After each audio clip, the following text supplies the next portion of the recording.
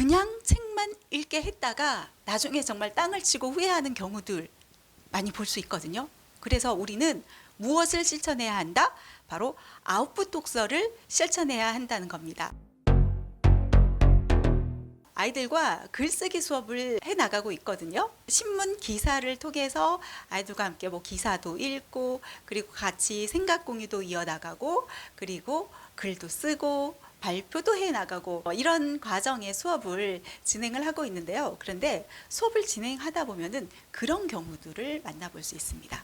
선생님이 무언가에 대해서 막 설명을 해줘요. 무언가에서 설명을 해주면은 고개를 끄덕끄덕입니다. 알겠다고 이야기를 해요.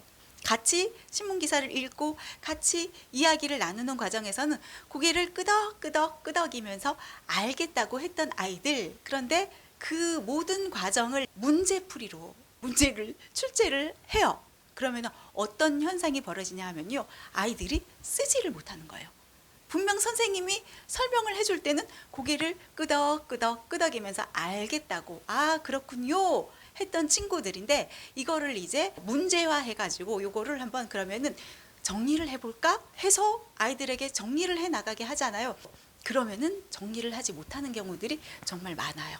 단순히 그냥 선생님의 설명을 듣고서 이해했네, 책을 읽고서 그래 그렇구나 고개를 끄덕였는데, 그런데 나의 것으로 그거를 문자화해서 정리를 해 나가지 못하는 경우가 많다는 것입니다.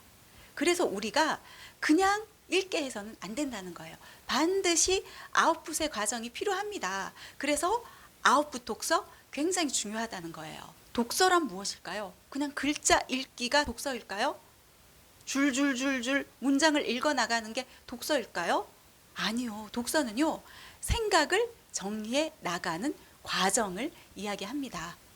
독서를 많이 하면 공부 잘한다, 그 차원이 아니라 학습에 물론 도움이 되는 부분도 있습니다. 하지만 이 독서를 통해서 우리가 얻을 수 있는 그 유익한 점들 정말 많거든요. 그 중에 가장 핵심이라 할 수 있는 게 생각을 하도록 도와준다는 겁니다. 친구들에게 질문을 해봤어요. 친구들에게 너희들 독서 할래 아니면 글쓰기 할래? 자, 둘 중에 선택을 해야 돼. 그러면 너희들 무엇을 선택할래? 해서 질문을 해봤어요. 그랬더니만 친구가 그런 이야기를 하더라고요. 선생님, 그 질문 우리 엄마가 늘상 저에게 하는 질문이에요. 이러는 거예요. 정말? 그러면 너는 무엇을 선택하는데? 그러면 저는 그냥 독서를 선택해요. 이렇게 이야기를 합니다. 이 친구는 왜 그런 대답을 했을까요? 친구에게 한번 물어봤거든요. 그런데 너는 왜 하필 글쓰기도 있고 독서도 있는데 독서를 선택하는 거야? 이렇게 물어봤더니만 친구가 이런 대답을 하더라고요. 독서는 그냥 글만 읽으면 되니까 편하잖아요.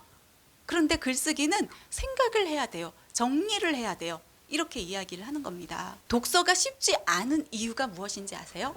생각을 해야 한다는 거예요. 저자, 작가의 의도를 파악해야 되고, 왜 이런 인물들이 이 안에 등장을 했을까? 인물들을 분석을 해야 되고요. 또 사건, 그리고 이 사건을 통해서 무엇을 이야기하려고 하는지 하나하나 우리가 분석해야 할 내용들이 많다는 거예요. 머리를 써야 한다는 거예요. 그런데 그런 과정 없이 그냥 쭉 글자만 읽어내려가는 경우들도 있다는 거예요. 왜냐하면은 부모님께서 책 읽어라 하는 경우들 있고요. 그리고 책을 읽었을 때 좋아하는 모습들 많이 비춰주잖아요. 그러면은 우리 친구들의 특징은 책 그냥 꺼내서 읽기만 하면은 부모님이 좋아하시는구나 해서 그냥 의미 없는 책 읽기를 하는 경우들이 많다는 겁니다. 쉽게 대충 그냥 쭉 훑어보고 넘어가는 경우들이 많다는 거죠. 물론 이 또한 독서의 단계별 출발이라고 할 수 있겠죠. 이 단계 또한 중요합니다. 우리 아이들 책을 가까이 지내게 하는 그런 환경, 이게 중요합니다. 그리고 대충이더라도 책을 들춰보고 읽으려는 그런 노력 또한 충분히 박수 쳐줄만 하죠. 우리 성인들도 그래요. 그야말로 이제 딥독서, 깊이 있게 읽지 않더라도 책 한 권 가지고 다니면서 생각날 때 들춰보기도 하고, 이렇게 사람들 앞에서 책 표지 이렇게 보여주고 이런 것만으로도 만족하시는 우리 성인분들도 있지 않을까 싶어요. 읽지 않더라도 이미 그 자체로 만족인 거죠. 그리고 읽어나가는 그 과정 안에서 또한 더 큰 만족이 이어지는 거고요.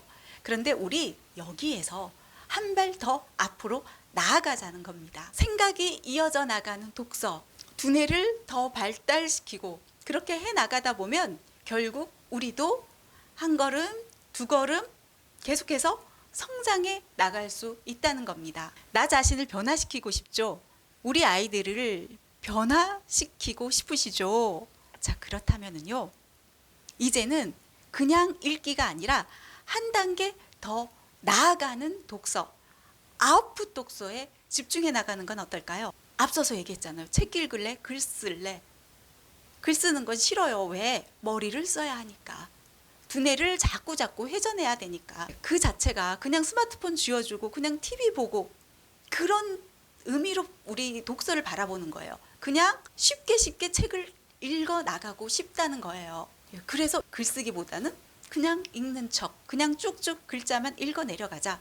그렇게 학부모님이 제시하고 있는 그 미션을 달성하고 있는지도 모른다는 겁니다. 전에도 얘기했지만 소중한 아이일수록 어떻게 해야 된다? 하기 싫은 것들에 도전하게끔 그렇게 부모님께서 도와주셔야 한다는 거예요. 아이들이 하기 싫어하는 것, 이를테면 양치하기도 그렇고요. 아이들 하기 싫다고 양치하기, 그래 그럼 너 하지 말자 이러는 부모님들 안 계시잖아요. 마찬가지입니다. 독서가 쉬우니까 쉬운 독서로 이어나갈 확률이 높다는 거예요.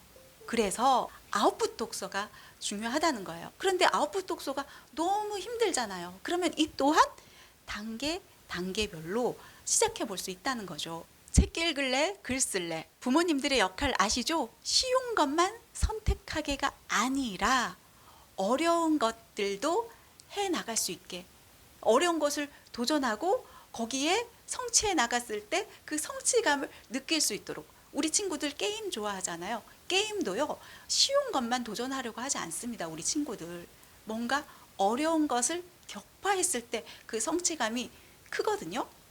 우리 독서 또한 그냥 쉽게가 아니라 좀 어렵게 무언가를 선택할 수 있게, 생각을 뻗어나갈 수 있게, 생각해 나갈 수 있게, 두뇌를 자꾸 움직여 나갈 수 있게.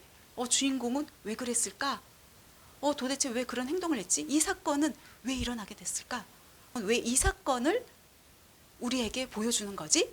이렇게 여러 가지 생각이 자꾸 들도록, 그런 사고의 훈련을 해 나갈 수 있도록 정말 그 독서의 목적에 충실한 책 읽기를 도와주시라는 겁니다. 생각이 없다면은 그 독서는요, 그냥 쉬운 게임에 불과합니다. 그냥 쉬운 글자 읽기 행동에 불과합니다. 자꾸 아이에게 시도하게 하고 도전해 나가도록 하고, 그 첫 시작은 누구에게나 힘들 수밖에 없습니다. 우리 자전거 타기도 그렇잖아요. 첫 시작부터 잘해 나가는 친구들 없잖아요. 독서 또한 그런 거예요. 자꾸 머리를 쓰고 훈련하게 하네, 자꾸 생각하게 하네. 그러니까 싫은 거예요. 하지 말자. 왜 머리를 써야 되지? 그래서 반드시 아웃풋, 쓰기 과정이 같이 이어져야 한다는 겁니다. 그런데 이게 쭉 써나가잖아요. 써나가다 보면은 어느새 그게 익숙해지고 그 감각을 키워나가게 되고요. 그러면은 읽는 것이 만만했던 친구가 이번에는 어떤 단계로 이어지느냐? 쓰는 것 또한 만만해진다는 거예요. 쓰는 것 또한 그냥 편하게 즐기는 그런 상황이 펼쳐지게 된다는 거죠. 그래서 우리가 그냥 단순히 책 읽기로 끝나는 게 아니라 가장 많이 하는 독후 활동이 뭡니까? 독서록 쓰기부터 출발을 하자는 겁니다. 물론 잘 써내려가는 친구들 있잖아요. 쓰기가 이제 만만함의 그 경지에 오른 친구들, 그런 친구들 같은 경우는 A4 용지 한 장 내밀면은 그냥 자유롭게 풀어냅니다. 자유롭게 써나가요. 그 백지 안에다가 뭔가 이 활자로 글을 풀어나가는 그 과정이 너무나도 재미있는 거예요. 그런데 아직 우리 친구들 그 단계까지 오르지 못했잖아요. 아직 쓰는 게 쉽지가 않잖아요. 그렇다면은 조금씩 우리가 미션을 주자는 거예요. 바로 독서록 쓰기 과제들 있잖아요. 학교에서도 왜 선생님별로 다르지만 독서록 학습지를 전해주시는 분들이 많을 거예요. 왜? 그냥 무조건 책 읽고 우리 한번 느낀 점 쓰자 하면은 뭘 써야 될지 모르기 때문에 뭔가를 제시해 주는 거죠. 엄마용, 아들용 이렇게 세트로 있잖아요. 엄마용, 딸용 세트로 같이 작성하는 독서록 어떨까? 그렇게 추천드리고 싶어요. 이를테면은 교환 일기의 느낌 있잖아요.